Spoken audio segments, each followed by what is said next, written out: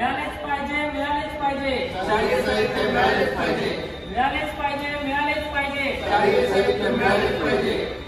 वंचित बहुजन आघाडीचा विजय असो, वंचित बहुजन आघाडीचा विजय असो. सुरू करा, सुरू करा, पाळणाघर सुरू करा, सुरू करा, सुरू करा, पाळणाघर सुरू करा. परत करा, परत करा, पालकांचे पैसे परत करा, परत करा, परत करा. पालकांचे पैसे परत करा. वंचित बहुजन आघाडीचा विजय असो, वंचित बहुजन आघाडीचा विजय असो, छोटे बाळासाहेब आंबेडकरांचा विजय असो, छोटे बाळासाहेब आंबेडकरांचा विजय असो. कोण म्हणतो देणार नाही, घेतल्याशिवाय राहणार नाही, कोण म्हणतो देणार नाही, घेतल्याशिवाय राहणार नाही. वंचित बहुजन आघाडीचा विजय असो, वंचित बहुजन आघाडीचा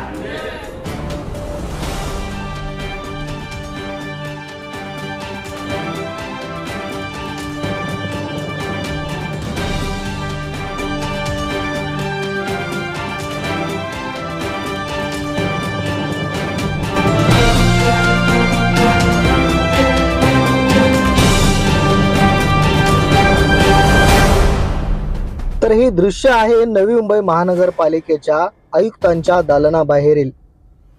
वंचित बहुजन आघाडीचे शिवूड्स विभागाध्यक्ष ॲडव्होकेट उमेश हातेकर यांच्या नेतृत्वात नवी मुंबई महानगरपालिकेचे आयुक्त कैलास शिंदे यांच्या दालनाबाहेर ठिय्या आंदोलन करण्यात आले.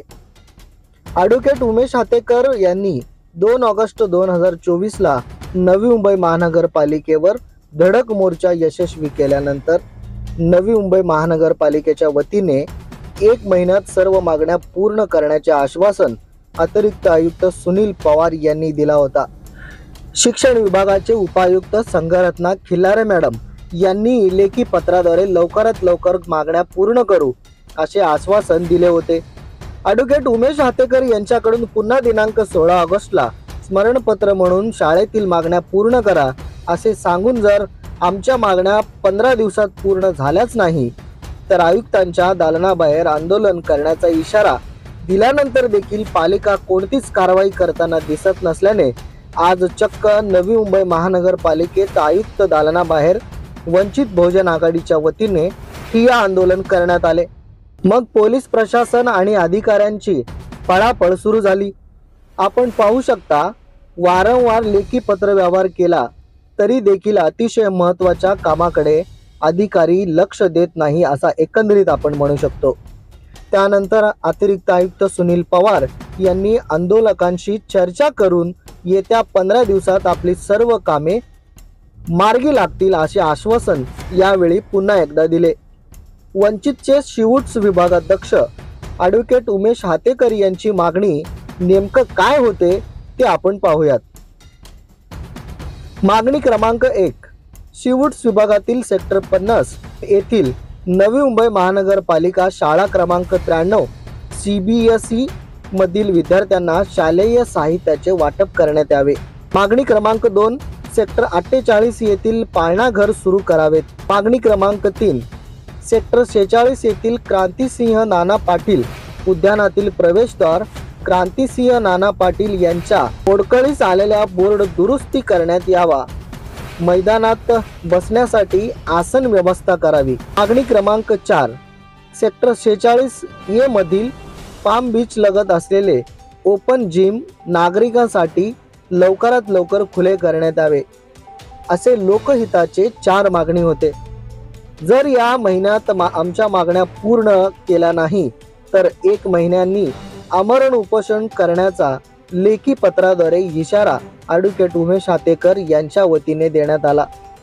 यावेळी राहुल जाधव, मिलिंद मंटपे, स्वप्नील येवले, अभय भडंगे, संजय हेगडे, ॲडव्होकेट दीपक तांबे, राहुल शिरसाट, सर्जेराव गुळिंग, अजिंक्य मोहिते, महेश सावळे इत्यादी कार्यकर्ते उपस्थित होते.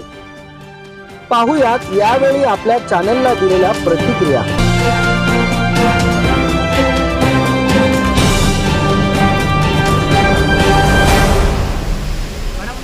की 2 ऑगस्टला आम्ही महानगरपालिकेवरती वंचित बहुजन आघाडीच्या वतीने धडक मोर्चा काढलेला.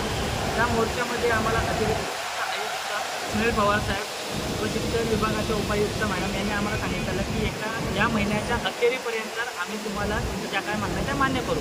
तसं त्यांनी आम्हाला लेखी पत्र दिलं, पण लेखी पत्र देताना त्यांच्यात एक चालबाजी अशी केलेली की त्यामध्ये त्यांनी एका महिन्याच्या आत करू असं सांगितलं नव्हतं व तोंडी त्यांनी सांगितलं. कसं असतं की प्रशासनाच्या या काही बारकावे आहेत. आता तुम्ही बघाल की मुलांना जर शाळेय वस्तू नसतील, गणवेश नसतील, पुस्तकं नसतील, तर ह्यावरती मुलं काय करणार, म्हणजे त्यांच्यामध्ये सुधारणा कशी होणार शिक्षण विभागामध्ये.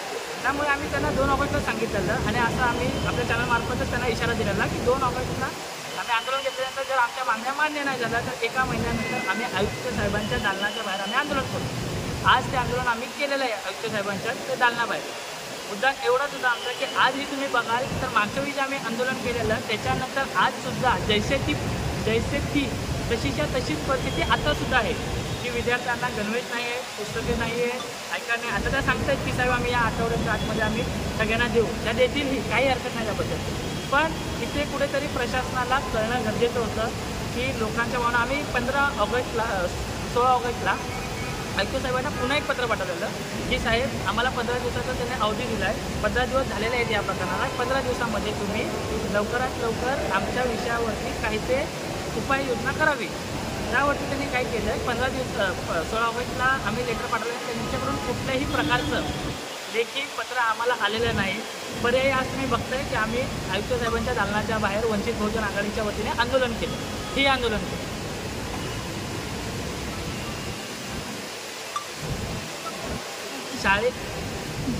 शाळेच्या आंदोलनाबरोबरच, शाळेच्या विषयाच्या आंदोलनाबरोबरच आमच्या इतरही काय मागण्या होत्या, जसं की सेक्टर 48मधील ते पाळणाघर सुरू करावं म्हणून. आता तुम्ही बघितलं तर ते पाळणाघर 4-4, 5-5 वर्ष बनून रेडी आहे, पण ते धुळकात पडले. त्यावरती काय होते, आपल्या सिव्हिल डिपार्टमेंटकडून काय होतं की परत निविदा काढून त्याच्यावरती काम केलं जातं. आता मध्येच आपण बघितलं तर 2-3 महिने आधी ते 15 लाखाचं त्यावरती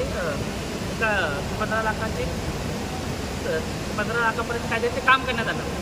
मला फक्त एवढंच म्हणायचं आहे की तुम्ही फक्त वास्तू उभ्या करून त्या धुळकात न पाडता लवकरात लवकर ते नागरिकांना ते सुपूर्द करा, जेणेकरून नागरिक याचा लाभ घेऊ शकतील. दुसरीकडे तुम्ही बघितलं क्रांतिसिंह नाना पटेल उद्यान आहे जे आहे, क्रांतिसिंह नाना पटेल उद्यान 4-5 वर्षापासून तुम्ही बघितलं त्यांचा क्रांतिसिंह नाना पटेल उद्यानाचा जो मेन दरवाजा आहे त्याच्यावरती जे त्यांचं नाव आहे ते सुद्धा ते तुटलेल्या अवस्थेमध्ये आहे. मागच काहीतरी 15-20 दिवसाआधी पालिकेने क्रांतिसिंह नाना पटेलांची जयंती साजरी केली. निश्चित करायला पाहिजे, परंतु जयंती साजरी करत असताना क्रांतिसिंह नाना पाटलांच्या नावाचा किंवा कशाचा कुठे बोलतात ना की कुठे कुठलं असेल त्याची पहिला जिम्मेदारी घेऊन ते प्रायोरिटी बेसिसवर ते व्यवस्थित करावं आणि त्याच्यानंतर तुम्ही ते जयंत्या साजऱ्या कराव्या, काही हरकत नाही. दुसरी गोष्ट, त्याच उद्यानात जर तुम्ही बघितलं असेल तर बसायला बाक नाही आहे, प्रवेशद्वाराची अवस्था बघितली असते तर लोखंडी सगळे प्रवेशद्वार तुटलेले आहेत. ते झालं. नंतर आमची अशी एक मागणी होती की शिवूर सेक्टर 46 ते सर्व्हिस रोडच्या बाजूला जिम आहे, ओपन जिम. ते जिमचं सुद्धा कित्येक वर्षापासून काम करून आधी जर बघितलं असेल तर ते तुटक्या मोठ्या अवस्थेमध्ये आता बऱ्यापैकी त्यांनी इक्विपमेंट तिकडे टाकलेले आहे. फक्त बेस तयार न झाल्यामुळे ते जिमचं थांबले. त्याही जिमची आम्ही मागणी केली की ती जिमसुद्धा लवकरात लवकर व्यवस्थित करून तिचं काम करून ते नागरिकांना सुपूर्द करण्यात यावे म्हणून.